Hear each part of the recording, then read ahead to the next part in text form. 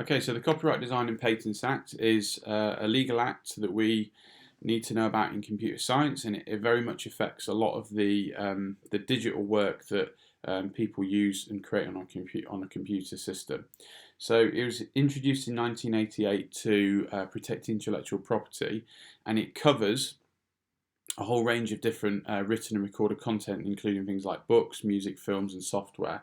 Now, from the perspective of IT and computer science students, what we're going to kind of consider this is from the perspective of music, film, and software, because those are the things that we are going to be mostly associated with. Yes, we can have things like ebooks, but by and large, let's settle in on things like music, film, and software.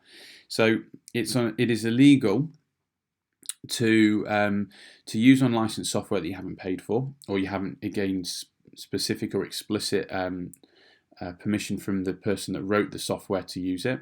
It's illegal to plagiarize or copy somebody else's work, and it's also illegal to share copyrighted files without the owner's permission. Now, it's the owner's permission that's the key part to this whole discussion, in that how do they give you permission?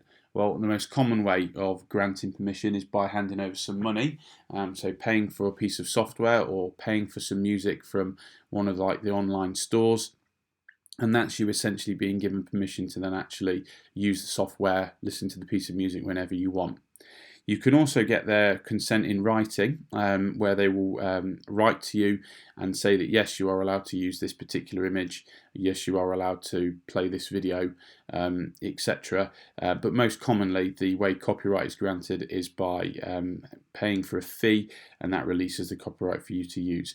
It does not mean you have ownership of the actual work itself. That's still retained by the copyright holder, unless they've explicitly given you ownership of the copyright, but it just allows you to use that piece of work in the way that it's been, in the way that that's set out in the actual terms and conditions.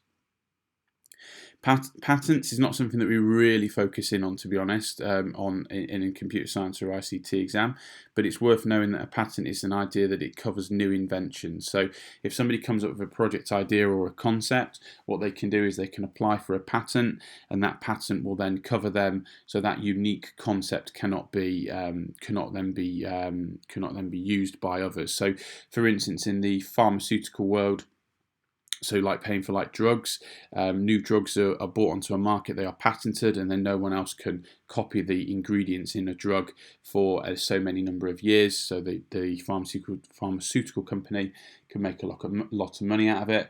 In really simple terms, the ring pull on a can of drink, it was patented many years ago, and was not allowed to be copied without express permission from the person that designed it. So anything like that, a little design, can have a patent to it, and then you hold the exclusive rights to as to how that invention is used. The thing about the Copyright Design and Patents Act that it's made it really hard to protect copyrighted content, due to the fact that the internet is global, and sharing across boundaries, and boundaries where not every country has the same level of law that the UK has in relation to the copyright of material. So file sharing websites, peer-to-peer networks, and file hosting sites are common ways where material that is copyrighted is shared almost freely and very easily, and it makes it very hard for organisations to actually to do anything about it. Now, the last thing I would say on this, and it's really important to kind of make a note of this as well, is that the Copyright Design and Patents Act is designed to ensure that an author of a piece of digital work or digital rights work or recorded content is paid appropriately for the work that they've done. Without the Copyright Design and Patents Act, we wouldn't have a music industry, we wouldn't have a film industry, there wouldn't be a software industry. It's designed to make sure that people get paid fairly for the work that they have produced. But as I said at the start of this video, make sure you go and have a look at some extended long answer questions on this to help apply your knowledge into an exam context.